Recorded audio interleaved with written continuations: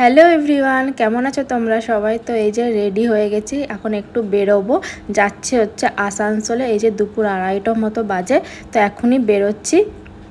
প্রথমে চলে এসেছি একটু ব্যাংকে, আমার একটু কাজ ছিল ব্যাংকে। তারপরে চলে এসেছি এই যে আসানসোল সেন্ট্রাম মলে। তো প্রথমে একটু লাঞ্চ করব।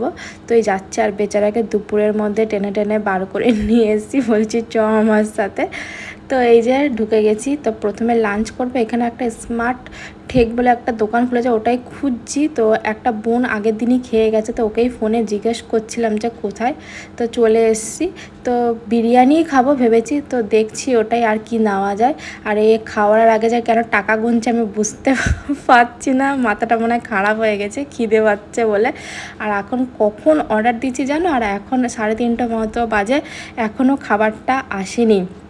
তো এই যে দেখো চলে এসেছে বিরিয়ানি আর ড্রাই চিলি চিকেন নিয়েছিলাম, আর একটা কোল্ড ড্রিঙ্কস।